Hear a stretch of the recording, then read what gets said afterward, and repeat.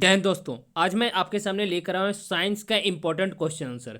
आज का practice set जो होगा दोस्तों, सारे इंपॉर्टेंट क्वेश्चन जो पीसीएस में, खास करके बीपीएससी, जेएसएससी और स्टेट लेवल के जितने भी एग्जाम हो सकते हैं उसमें पूछे गए हैं। ये साइंस का पहला क्वेश्चन है आपके सामने।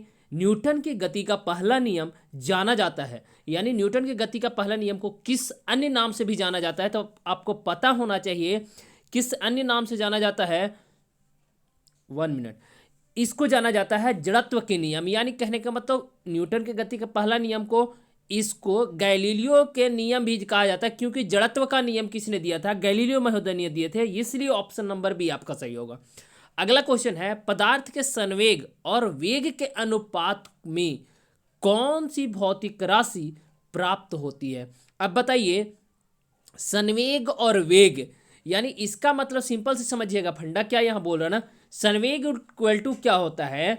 द्रव्यमान इंटू क्या होता है? वेग होता है, यानी एम इंटू भी होता है। अब बताइए, यानी P equal to M into भी होता है। अब एम इंटू भी होता है ना, मास इंटू वेलोसिटी। अब वेलोसिटी को मैं पी के नीचे ले आऊंगा, अनुपात बोला ना, तो क्या निकलेगा? मास ही तो बचेगा ना। तो ऑप्शन नंबर सी आपका सही होगा। अगले क्वेश्चन की ओर मैं बढ़ता हूं, यहाँ बाकी दिया हुआ है, आप नीचे देख सकते हैं डिटेल में। अगला क्वेश्चन है, अंतरिक्ष यात्री में सीधे खड़ी नहीं हो रह सकते, यानी कोई भी अंतरिक्ष यात्री निर्वात में खड़ा सीधा नहीं रह सकता, क्यों? ऐसा क्यों होता है? तो बात समझिएगा, वहां तो वायुमंडल नहीं होता है, लेकिन वैसा ऑप्शन यहां दिया नहीं है। अब नेक्स्ट जो क्वेश्चन आपका, यानी कहने का ऑप्शन है, वायुमंडल में श्यानता बल बहुत तीव्र होता है, सौर वायु ऊपर की ओर बल लगाती है, वायुमंडल दबाव बहुत कम होता है। अब बात समझिए, यहां सिंपल सी ऑप्शन नंबर ए सही होगा, क्योंकि गुरुत्व बल वहां नहीं काम करता। याद रखिएगा। अगले क्वेश्चन की ओर मैं बढ़ता हूं, निम्न में से कौन सुमेलित क्रम में है? यानी ऑप्शन नंबर यहां कौन सा सही होगा? रेडियम का खोज किसने किया? तो मैडम क्यूरी, आपको पता होना चाहिए, रेडियम का खोज मैडम क्यूरी ने की। अब यहां मैडम क्यूरी, यानी ए का हो जाएगा बी। पेनिसिलिन का खोज किसने किया था? अलेक्जेंडर फ्लेमिंग ने किया, बी का 1।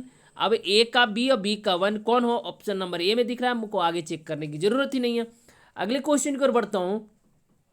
क्वेश्चन नंबर नेक्स्ट जो है ना, पेंडुलम घड़ी तीव्र गति से चल सकती है, बताइए। पेंडुलम का जो घड़ी होता है ना, तीव्र गति से चल सकती है, ऐसा क्यों चल सकती है बताइए? तो तीव्र गति से ग्रीष्म ऋतु में, शीतकाल में, बसंत ऋतु में या वर्षा ऋतु में, बताइए। तो ये होता है, तेज हो जाता है ना पेंडुलम की घड़ी में जो तीव्र होती है, वो होता है शीतकाल में, याद रखिएगा। जबकि ग्रीष्म काल में लोलक बढ़ जाता है, जिसके कारण आवर्तकल बढ़ जाता है, जबकि शीतकाल में पेंडुलम का लोलक जो होता है ना, छोटा हो जाता है, इसके कारण इसकी तीव्र हो जाती है, याद रखिएगा। छोटा इनडायरेक्टली रूप से स्पीड होता है, लंबा होगा तो स्लो हो जाएगा, याद रखिएगा। ताप बढ़ने के साथ द्रव की श्यानता क्या होती है, बताइए। ताप अगर बढ़ा दिया जाए किसी द्रव का, तो श्यानता क्या हो जाएगा? घटती है, याद रखिएगा। अगले क्वेश्चन की ओर मैं बढ़ता हूं, पानी का अपेक्षिक घनत्व सर्वाधिक होती है, ये क्वेश्चन बहुत बार आया हुआ है आपका। तो 4 डिग्री सेल्सियस होता है, याद रखिएगा। 0 डिग्री सेल्सियस पे बर्फ बन जाता है, 100 डिग्री सेल्सियस पे बॉइलिंग हो जाता है, और 4 डिग्री सेल्सियस पे सबसे ज़्यादा घनत्व होता है, यानी आपका डेंसिटी सबसे ज़्यादा होती है 4 डिग्री पे, और 0 डिग्री पे आयतन सबसे अधिक होता है, याद रखिएगा। अगले क्वेश्चन की ओर मैं बढ़ता हूँ। क्वेश्चन नंबर नेक्स्ट है, मानव आंख दृश्य प्रकाश के जिस तरंग दैर्घ्य के लिए सर्वाधिक सुग्राही होती है वह है, यानी कितना तरंग दैर्घ्य होना चाहिए जो लाइट का, यानी जो मानव का आंख जो है ना, वो सही तरीके से देख सकता है, बताइए। ऑप्शन नंबर बी, यानी 5500 एंगस्ट्रॉम होगा, याद रखिएगा। अगले क्वेश्चन की ओर मैं बढ़ता हूं। क्वेश्चन नंबर नेक्स्ट आपके सामने, मरीजों के पेट के अंदर का परीक्षण करने के हेतु डॉक्टर द्वारा प्रयुक्त एंडोस्कोप निम्नलिखित में से किस सिद्धांत पर कार्य करता है, बताइए। एंडोस्कोप जो होता है ना, किस सिद्धांत पर? तो याद रखिए, प्रकाश के सकल आंतरिक परिवर्तन, यानी कहने का पूर्ण आंतरिक परिवर्तन जो होता है ना, वो चीज काम करता है। नेक्स्ट क्वेश्चन की ओर मैं बढ़ता हूं। ऑप्शन नंबर डी यहां सही था। निम्न में से किस रंग का सबसे लंबा तरंगदैर्घ्य होता है? तो लंबा तरंगदैर्घ्य की बात किया ना, तो सबसे लंबा तरंगदैर्घ्य आपका होता है लाल का, याद रखिएगा। सबसे कम अगर होता है तो बैगनी का होता है, याद रखिएगा। अगले क्वेश्चन की ओर मैं बढ़ता हूं। क्वेश्चन नंबर नेक्स्ट है, निकट दृष्टि दोष की रोगी मुक्त होती है, रोग मुक्त किससे होता है, बताइए। अवतल लेंस लगाने से रोग मुक्त हो जाता है, याद रखिएगा। निकट दृष्टि दोष में क्या होता है ना, फोकल लेंथ आंख का नजदीक हो जाता है, जिसलिए इसको निकट दृष्टि दोष बोला जाता है। निकट दृष्टि दोष में निकट की वस्तु ठीक ठाक दिखाई देती है, लेकिन दूर की वस्तुएं ठीक ठाक नहीं दिखाई देती। इसे ठीक करने के लिए अवतल लेंस का चश्मा लगाना पड़ता है। अगले क्वेश्चन को मैं बढ़ता हूं। किस अपारदर्शी वस्तु का रंग उस रंग के कारण होती है जिसे वह क्या होता है, बताइए, परावर्तित कर देता है। यानी हम ब्लैक कलर को सिर्फ अवशोषित करता है, इसलिए वो ब्लैक कलर दिखता है। बट जितने भी कलर हैं, लाल रंग हमको लाल इसलिए दिखाई देता है क्योंकि उस पर पड़ने वाली प्रकाश की किरण पुंज हमारी आंखों में प्रवेश करती है तो रेड कलर की दिखलाई देता है। अगले की ओर बढ़ता हूं। सारे कलर इसी तरह की होती हैं। नेक्स्ट क्वेश्चन है, कितने डिग्री पर सेंटीग्रेड और फ़ारेनहाइट का तापमान दोनों सेम रहते हैं, बताइए। -40 डिग्री यानी -40 डिग्री फ़ारेनहाइट में बोले या -40 डिग्री सेंटीग्रेड में सेल्सियस में बोले, दोनों का टेम्परेचर जो होता है ना वो समान होते हैं, याद रखिएगा, -40 डिग्री। अगला क्वेश्चन है, जब बर्फ पिघलती है तब क्या होता है। बर्फ पिघलेगा तो आयतन घटेगा, याद रखिएगा, बहुत इंपॉर्टेंट क्वेश्चन है। अब बताइए कैसे आयतन घटेगा, बात समझिएगा।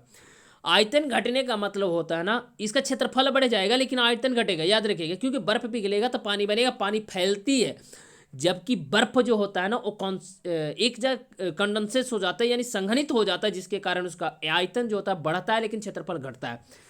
अगले क्वेश्चन की ओर बढ़ता हूं। नेक्स्ट क्वेश्चन है, परम शून्य ताप पर क्या होता है, बताइए। सैद्धांतिक रूप से न्यूनतम संभावित तापमान जो होता है उसी को बोलते हैं परम शून्य ताप। परम शून्य ताप -37 डिग्री होती है सेल्सियस में, याद रखिएगा। अगले क्वेश्चन की ओर मैं बढ़ता हूं।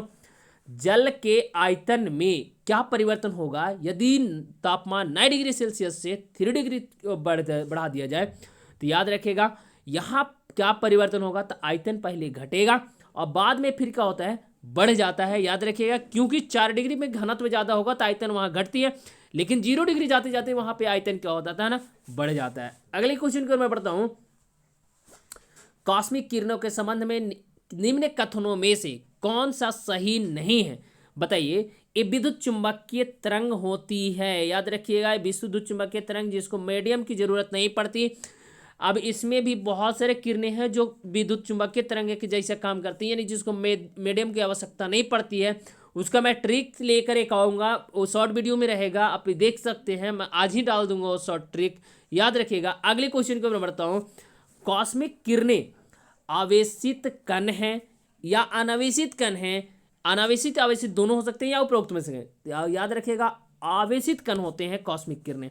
नेक्स्ट क्वेश्चन है, एक अंतरिक्ष यात्री अपने सहपाठी को चंद्रमा की सतह पर चुन नहीं सकता क्योंकि वहां क्या नहीं होता, ध्वनि प्रचारित करने का माध्यम नहीं है, यानी वायुमंडल वहां उपस्थित नहीं है, जिसके कारण अगर हम बोलेंगे तो आवाज एक व्यक्ति से दूसरे व्यक्ति तक नहीं जाएगा, जिसके कारण टेलीविजन के दूरस्थ नियंत्रण के लिए किस प्रकार के विद्युत चुंबकीय विकिरण का उपयोग किया जाता है, तो याद रखिएगा, अवरक्त यानी कहने का मतलब कॉस्मिक किरणें का प्रयोग किया जाता है। नेक्स्ट क्वेश्चन की ओर बढ़ता हूँ। निकेल कैडमियम बैटरी का प्रयोग होता है, कहाँ होता है, तो याद रखिएगा, कैलकुलेटर में, ट्रांजिस्टर में और कार्डलेस इलेक्ट्रॉनिक में, यानी ऑप्शन नंबर डी सही होगा।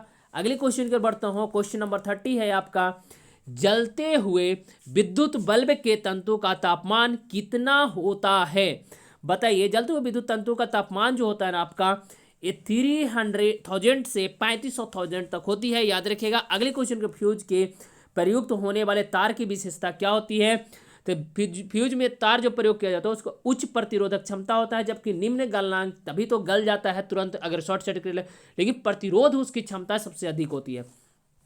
अगले क्वेश्चन की ओर बढ़ता हूँ। ये लास्ट क्वेश्चन था, आप देख सकते हैं सारे क्वेश्चन इंपॉर्टेंट थे। आप अगर वीडियो अच्छा लगे तो चैनल को सब्सक्राइब कीजिएगा, लाइक कीजिएगा और शेयर करना मत भूलिएगा। जय हिंद, जय भारत।